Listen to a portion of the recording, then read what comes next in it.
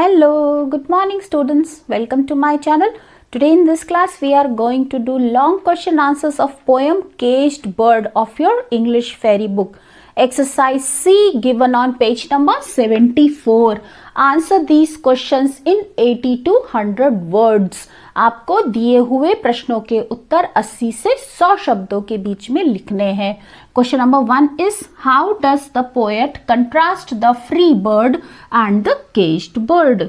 कवि एक आजाद पक्षी और एक पिंजरे में बंद पक्षी के बीच में कैसे अंतर करता है? Answer is the poet shows a contrast of free bird and the caged bird through various images. विभिन्न तस्वीरों के माध्यम से कवि एक आजाद पक्षी और एक कैद पक्षी के बीच में अंतर करता है.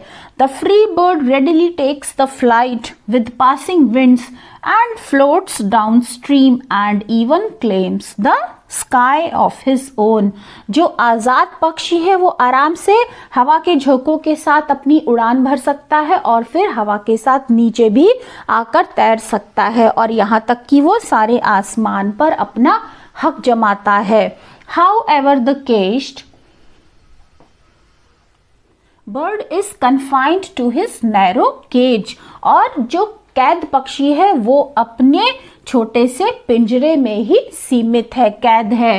And can barely see beyond the bars of his cage. और वो बहुत मुश्किल से ही अपने पिंजरे की सलाखों के बाहर देख पाता है.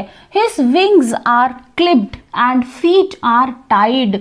उसके पंख कतरे हुए हैं और उसके पंजे बंधे हुए हैं. He is helpless to do anything. वो कुछ भी करने के लिए असहाय है. Hence can only sing through his throat. इसलिए केवल वो अपने गले से गा ही पाता है.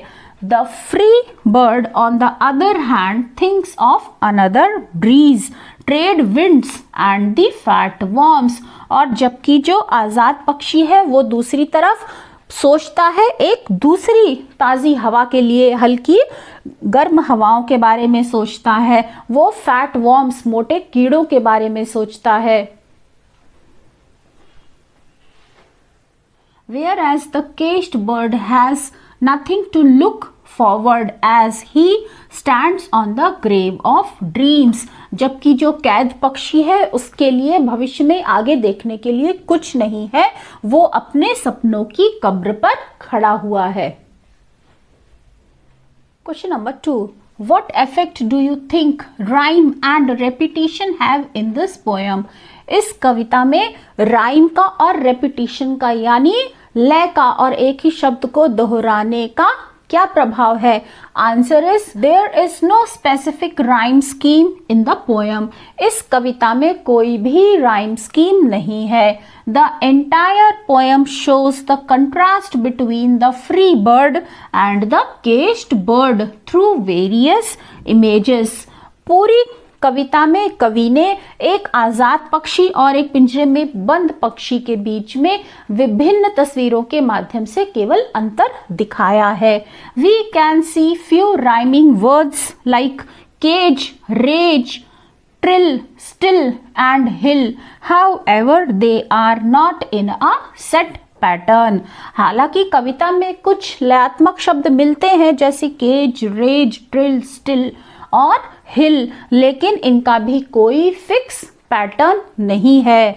The last stanza is the repetition of the third stanza. Last stanza में थर्ड स्टैंजा को ही रिपीट किया गया है, दोहराया गया है.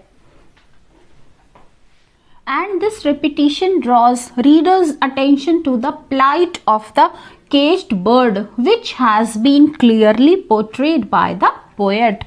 और ये जो स्टैंजा को रिपीट किया गया है ये साफ साफ बताता है कैद पक्षी की क्या दुर्दशा है, उसकी क्या स्थिति है, जो कवि ने बहुत अच्छे से दर्शाया है. Next exercise D given on page number 74. Read these lines and answer the questions that follow. Lines are quoted from the poem and based on those lines few questions are asked. Now question number A, why does the free bird think of another breeze? जो आजाद पक्षी है वो दूसरी ताजी हवा के बारे में क्यों सोचता है? Answer is the free bird thinks of another breeze as it has the freedom to explore because it is not bound by any restrictions. जो आजाद पक्षी है वो दूसरी ताजी हवा के बारे में सोचता है क्योंकि वो आजाद है कुछ भी नया करने के लिए, कुछ नया ढूंढने के लिए, क्योंकि उसके ऊपर कोई भी बंदिशें नहीं है. Question number B, what do the words fat worms signify? शब्द फैट वर्म्स यानी मोटे कीड़े किस चीज को सिग्निफाई करता है, किस चीज को दर्शाता है? Answer is the words fat worms signify the opportunities that the free bird can enjoy. शब्द फैट वर्म्स से कवि का मतलब है वो मौके जो एक आजाद पक्षी को मिलते हैं एंजॉय करने के लिए, जीवन को मजे से जीने के लिए. Question number C, What do you understand by the words he names the sky his own? इन शब्दों से आप क्या समझते हैं? Answer, the words means that the free bird has got the beautiful gift of freedom.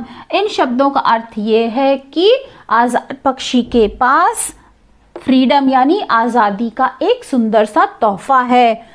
He can fulfill his desire to fly high in the sky. वो अपनी आसमान में ऊंचे उड़ने की इच्छा को पूरा कर सकता है.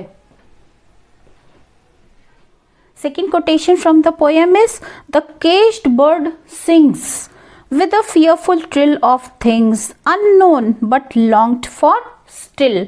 Now these are lines quoted from the poem. Based on these lines, question number A is, what are the conditions in which the caged bird lives?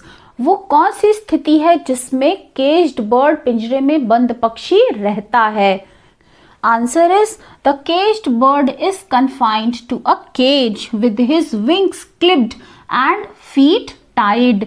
जो पिंजरे में बंद पक्षी है वो केवल पिंजरे तक ही सीमित है जहां पर उसके पंख कतरे हुए हैं और उसके पंजे बंधे हुए हैं. He is helpless and can only sing through his throat, that too with a fearful voice.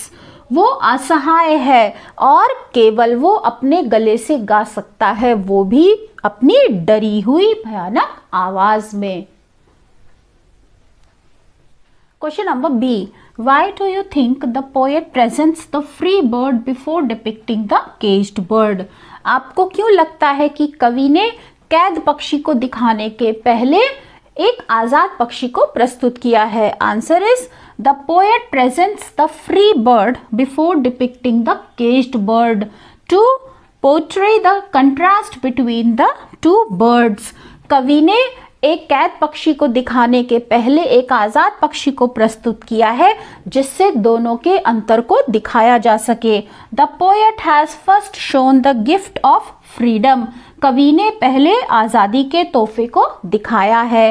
And the happiness that the free bird enjoys. और वो खुशी जो एक आजाद पक्षी महसूस करता है उसे एंजॉय करता है. So that the readers can understand the pain and sorrow of the caged bird. जिससे कि इस कविता को पढ़ने वाले इसके पाठक एक कैद पक्षी के दुख को महसूस कर सकें, उसे समझ सकें. Question number C, what can the caged bird be a symbol of? जो कैद पक्षी है वो किस चीज का प्रतीक है? Justify your answer. आपको अपने आंसर को जस्टिफाई करना है. Answer is, the caged bird symbolizes African American who were deprived of basic right and were target of racial discrimination. जो कैद पक्षी है वो अफ्रीकन अमेरिकन्स की तरफ संकेत करता है. ये उनका प्रतीक है जो अपने बेसिक अधिकारों से, मूलभूत अधिकारों से वंचित हैं और उनको रंग रूप के आधार पर जो भेदभाव किया जाता है उनको इसका निशाना बनाया जाता है. Next, we are going to do last exercise, my word bank, given on page number 75. Replace the words dream and lawn with other appropriate nouns for the given adjectives. Adjectives दिए हुए हैं, आपको इनके लिए noun लिखना है. So, fearful, you can write person, fearful, dream, bright, star, bright, color. So, any suitable noun which comes to your mind, you can write for these given adjectives. Now that's all for today, students. I hope you have understood all the exercises of this poem. If you like the video, then press on like button, share your views in the comment section, and don't forget to subscribe my channel. We'll meet again with another video. Till then, bye bye, have a good day.